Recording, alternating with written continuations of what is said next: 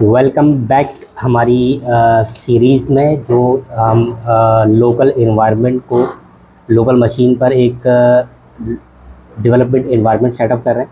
उसके लिए हमने रिसेंटली वैम्प सर्वर इंस्टॉल किया है और अब हमें जो भी एप्लीकेशन चाहिए तो उसको हम फर्दर इंस्टॉल करेंगे। इस वीडियो में हम इंस्टॉल करने वाले हैं कंपोज़र।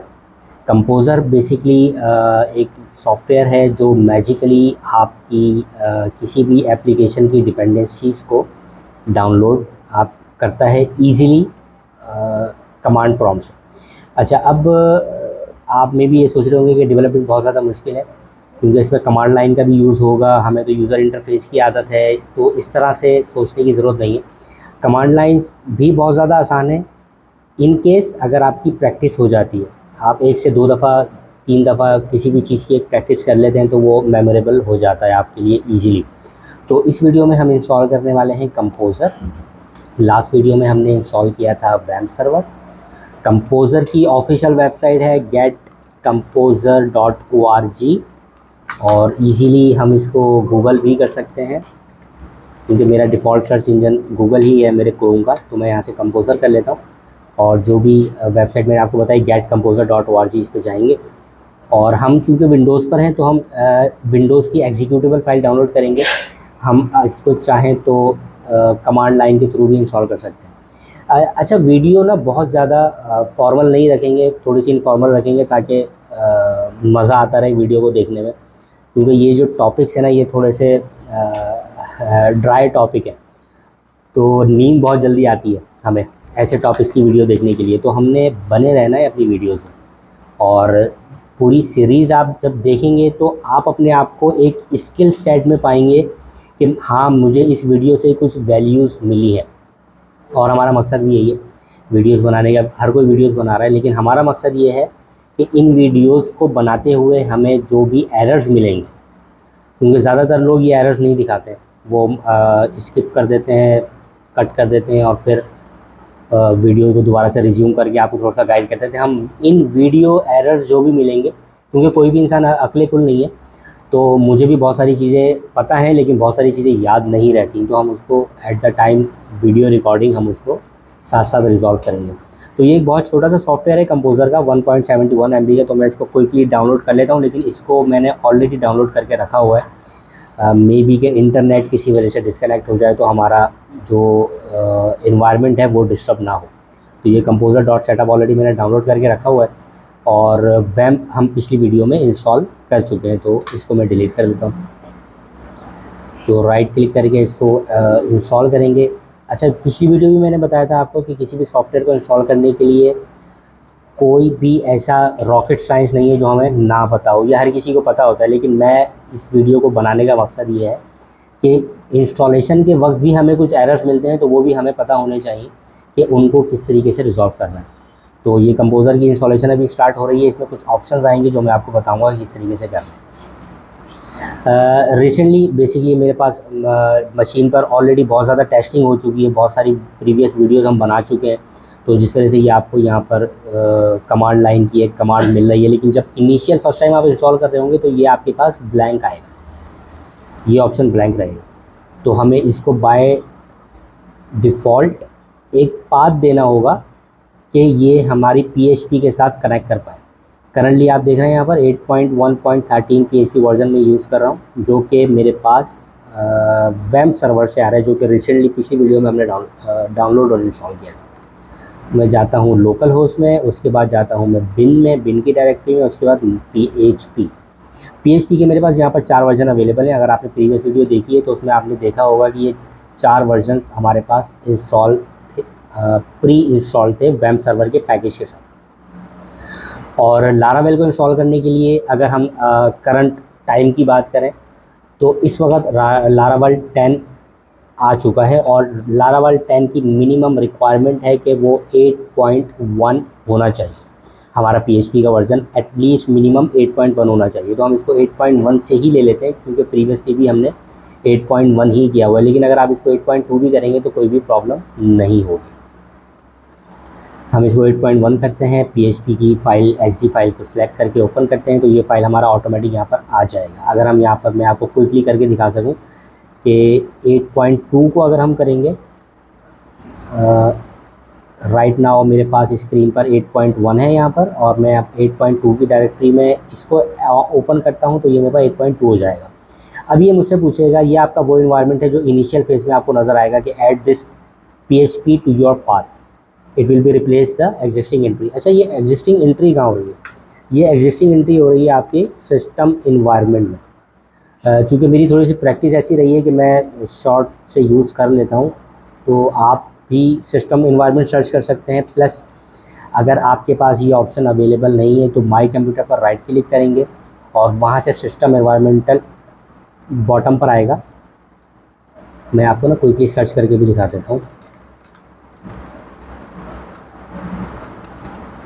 सिस्टम इन्वायरमेंट वेरिएबल, इस तरीके से स्क्रीन नज़र आएगी।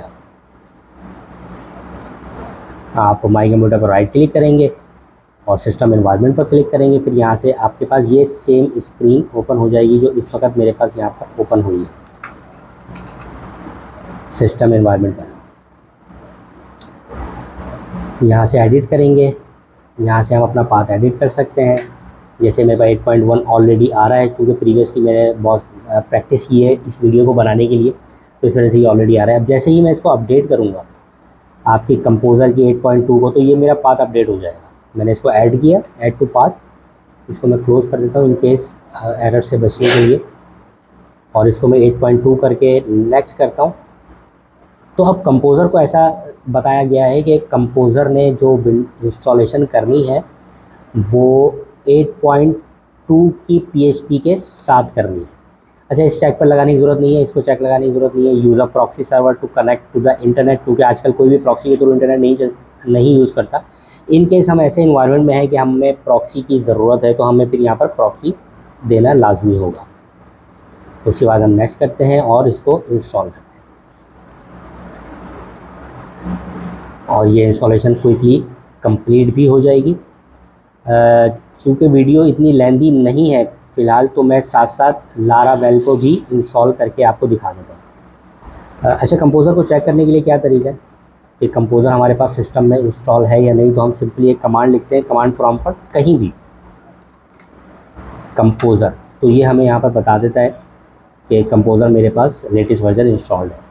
और इन केस अगर आपके पास कंपोज़र इंस्टॉल नहीं होता तो आपको ये कुछ इस तरीके से बताता। मैं यहाँ पे गलत कमांड लिख रहा हूँ ताकि एरर मिल सके। तो यहाँ पर आपको ये बताता कि कंपोज़र, जो भी कंपोज़र है अगर इंस्टॉल नहीं होता, ये मैंने गलत कमांड लिखी है ताकि एरर मिल सके। Composer is not recognised as an internal और एक्सटर्नल कमांड, जो भी डिफ़ॉल्ट हमारे पास ऑप्शन आते हैं कमांड प्रॉम्प्ट में, अगर आपने यूज़ किया होगा कभी।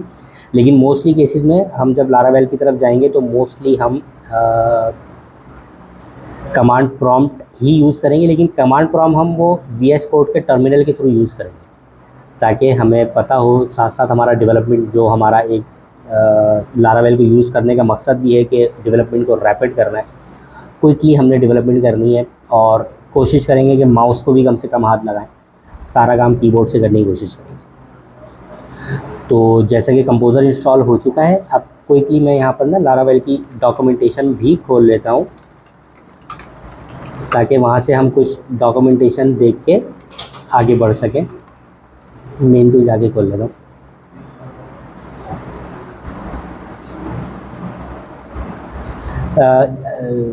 जैसा कि मैंने आपको बताया था कि इंटरनेट नहीं चलता है, कभी कभी एरर आते हैं इंटरनेट की वजह से, तो इसलिए हम कोशिश करते हैं कि लोकल डेवलपमेंट इन्वायरमेंट सेट कर पाएँ।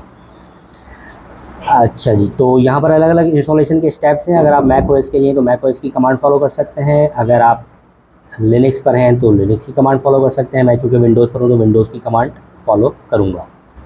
अच्छा, लारावेल को हम दो तरह से इंस्टॉल कर सकते हैं। एक तो लारावेल को हम ग्लोबली इंस्टॉल कर सकते हैं, और एक लारावेल हम स्पेसिफिकली किसी भी एक डायरेक्टरी में वन टाइम इंस्टॉल करेंगे। अब यहाँ पर ये ग्लोबल का भी एक ऑप्शन है जो कि शायद मेरी नज़र से नहीं गुजरा।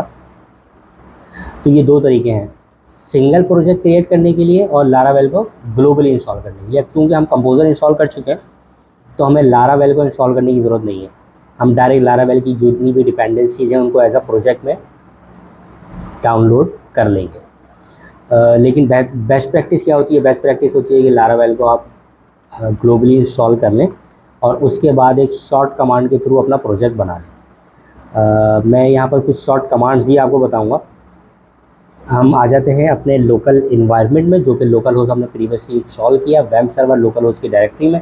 यहाँ पर मैं जाऊँगा www में और यहाँ पर मैं एक डायरेक्टरी बनाऊँगा सिर्फ आपके लिए कि टेस्टिंग पर्पज़ जो भी हम टेस्टिंग पर्पज़ के लिए जो भी एप्लीकेशन हम बनाएंगे यहाँ पर वो इसी डायरेक्टरी में रहने वाली हैं।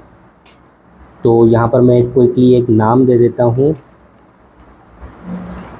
अच्छा, मेरी एक आदत रही है कि मैं जब भी कुछ चीज़ को शॉर्टली याद रखना होता है ना, तो मैं उसको अंडरस्कोर से शुरू करता हूँ ताकि वो हमेशा मेरे लिए ऊपर की तरफ आए। और इसको मैं नाम दे देता हूँ एप्लीकेशंस प्लूरल के साथ।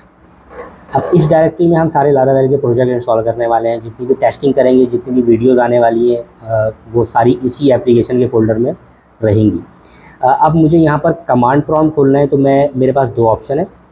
मैं इस फोल्डर में जाऊँगा, यहाँ पर क्लिक करूँगा और यहाँ पर लिखूँगा CMD।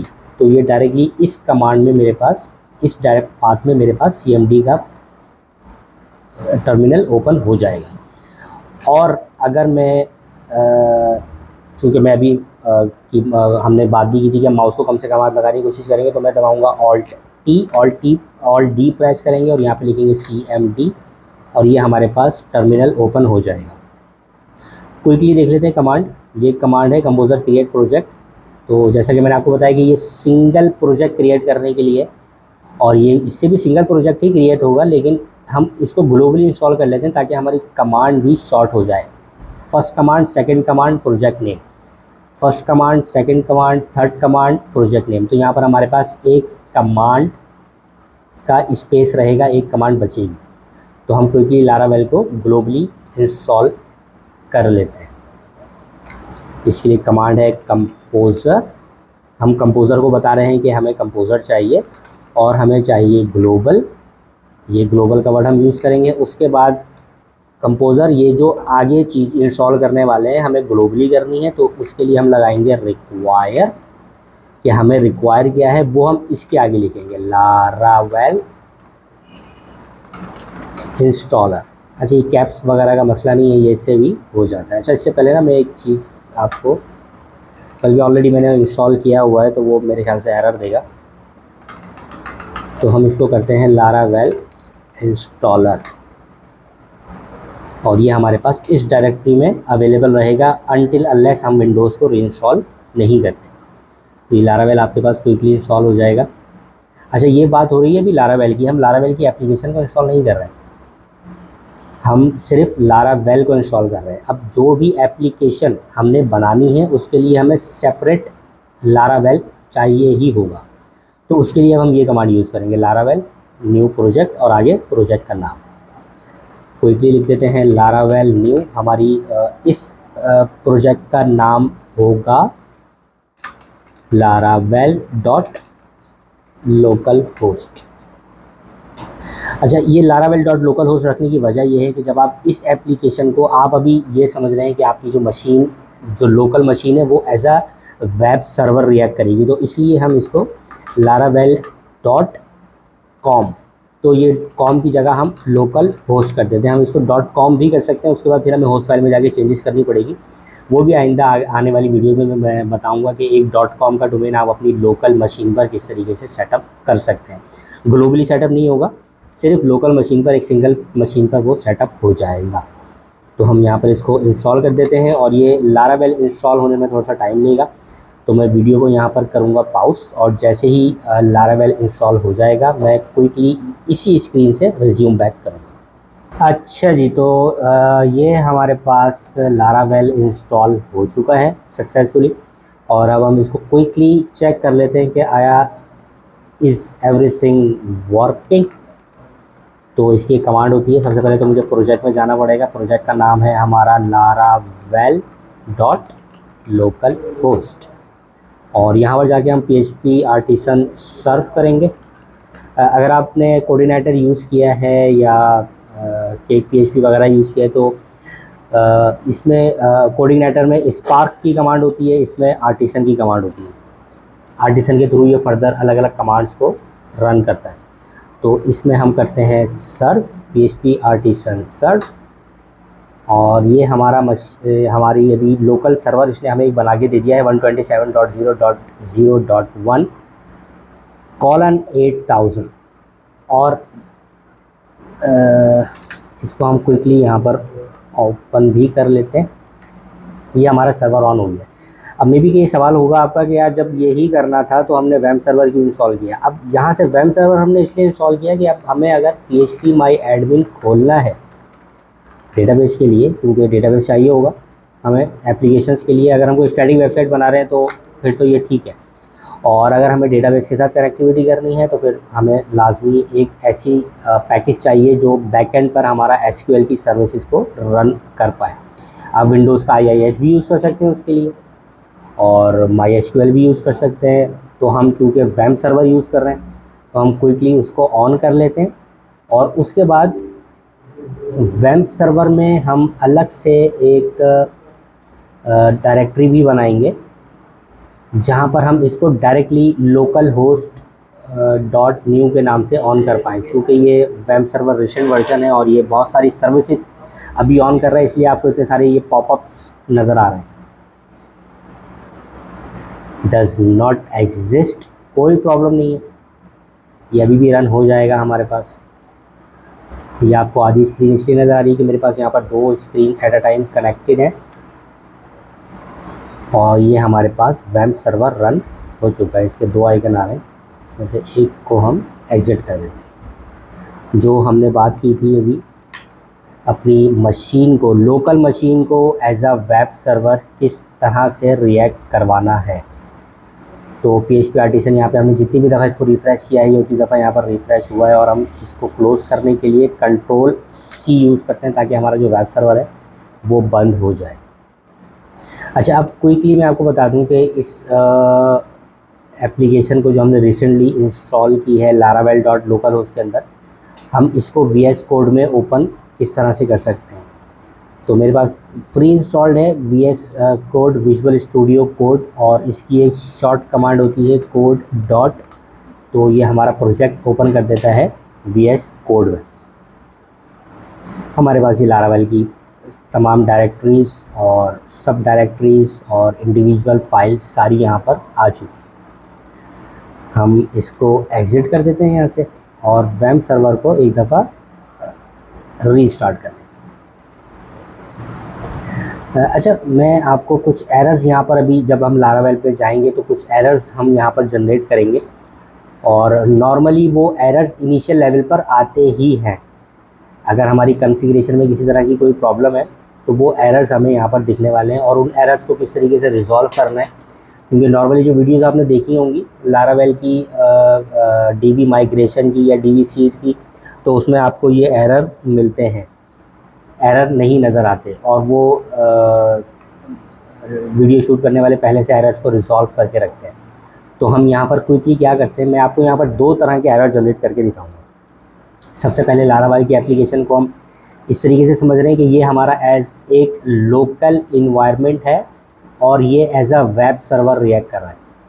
तो पहले तो मैं इसको एज इट इज़ यहाँ से कॉपी करता हूँ, और मैं वेब सर्वर पर एक वर्चुअल होस्ट बनाऊँगा, और ये यहाँ पर इसकी एग्जांपल भी दी हुई है कि आपने किस तरीके से करना है।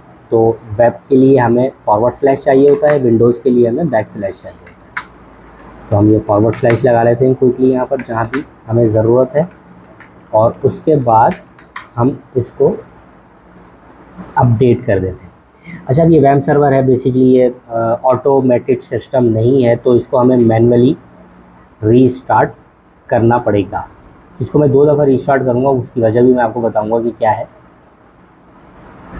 जैसे ही ये वेब सर्वर ग्रीन हो जाएगा हमारा, तो हम नेक्स्ट स्टेप की तरफ जाएंगे। मैं इसको बैक टू होम कर लेता हूँ, और ये वेब सर्वर हमारा ग्रीन हो चुका है, और ये लारावेल का वर्चुअल होस्ट हमारे पास आ चुका है। हम इसको इस तरीके से समझ लेते हैं कि ये laravel.com है या mywebsite.com है। तो हम इसको कुछ भी नाम दे सकते हैं, ज़रूरी नहीं है कि लारावेल के नाम से दें, क्योंकि मैंने पिछली वीडियो पे भी ये बताया था कि हम कोशिश करेंगे कि चीज़ों को रिलेटिव रखें, और रिलेटिव ही नाम देने चाहिए ताकि हमेशा चीज़ें आसानी से याद रह पाएँ। अब मेरे पास जब मैं इसको खोलता हूँ तो मेरे पास यहाँ पर ये डायरेक्टरी खुलती है as it is same directory यहाँ पर मेरे पास जो VS कोड में है, सेम डायरेक्टरी मेरे पास यहाँ पर नज़र आ रही है। अब इसको हम मेन डायरेक्टरी में कैसे खोलें कि हमारी एप्लीकेशन, जैसे हमने मैं यहाँ पर क्विकली आपको PHP आर्टिसन सर्च करके दिखाता हूँ और उसके बाद में जाता हूँ 127 पर। तो ये पेज हमें बेसिकली नज़र आना चाहिए था, लेकिन हमें डायरेक्टरी नज़र आ रही है। उसकी वजह यह है कि ये जो हमारी फ़ाइल है, जो मेन फाइल है लारावेल की, वो पब्लिक के फ़ोल्डर में है। तो अगर मैं पब्लिक के फ़ोल्डर पर क्लिक करूँगा तो ये मुझे अब एरर देगा 8.1.0, और मेरे पास जो वर्जन चल रहा है वैम के थ्रू हम बेसिकली इसको खोल रहे हैं, तो हमारे पास 8.0.26 का वर्जन है। तो मैंने जैसे कि पहले कहा था कि वैम सर्वर को मैं 2 दफ़ा रिस्टार्ट करूँगा, तो एक तो हमें ये एरर मिल गया और एक हमें ये पता चल गया कि हमारी मेन डायरेक्टरी में ये जब हम लोकल होस्ट खोल रहे हैं अपना laravel.localhost, तो हमें डायरेक्टरी नज़र आ रही है जो कि हमें मेन पेज नज़र आना चाहिए एज़ यहाँ पर जैसा कि नज़र आ रहा है। तो इसके लिए हमें क्या करना होगा, इसके लिए हमें अपना वर्चुअल होस्ट चेंज करना पड़ेगा। तो वो मैं पहले भी कर सकता था, लेकिन आपको दिखाने के लिए एरर को जनरेट करके उसको रिज़ॉल्व कैसे करना है, इसलिए मैंने ये नहीं किया। तो अब हम इसको यहाँ पे पब्लिक कर देते हैं, यहाँ भी इसको पब्लिक कर देते हैं, इसको सेव करते हैं। और अब मैं लारावेल अपना PHP का वर्जन भी चेंज कर देता हूँ, जो कि 8.0.26 नज़र आ रहा है, और मुझे यहाँ पर एरर भी मिल रहा है कि एटलीस्ट 8.10 होना चाहिए। तो हम इसको भी क्विकली चेंज कर लेते हैं 8.1.13 पर। तो अब मुझे मैनुअली रीस्टार्ट करने की ज़रूरत नहीं है। तो वैम्प ऑटोमेटिक, जैसे ही हमने PHP का वर्जन चेंज किया है, तो ये ऑटो रीस्टार्ट करेगा हमारे लिए। और अब ये पब्लिक की डायरेक्टरी की भी हमें ज़रूरत नहीं है, तो हम इसको भी क्लोज़ कर देते हैं और यहाँ से डायरेक्ट ओपन करते हैं, हमारा मेन प्रोजेक्ट ओपन हो जाएगा। तो लारावेल को इस वीडियो में हमने कंपोज़र इंस्टॉल किया, लारावेल को इंस्टॉल किया। नेक्स्ट वीडियो में हम थोड़े से VS कोड की भी कुछ शॉर्टकट सीखेंगे और लारावेल को डेटाबेस के साथ किस तरीके से कनेक्ट करना है वो देखेंगे। एक इंडिविजुअल टेबल में डेटा को किस तरीके से माइग्रेट करना है, वो आगे आने वाली वीडियोस में आपको नज़र आने वाला है। तो कमेंट कर सकते हैं अगर आप चाहें कि कोई चीज़ आपको समझ में नहीं आई या कोई स्पेसिफिक टॉपिक है जिस पे वीडियो चाहते हैं, टैग रिलेटेड होना चाहिए। अगर मेरी नॉलेज हुई उसकी, तो मैं उसके लिए ज़रूर आपके लिए एक वीडियो बनाऊँगा। Thank you very much.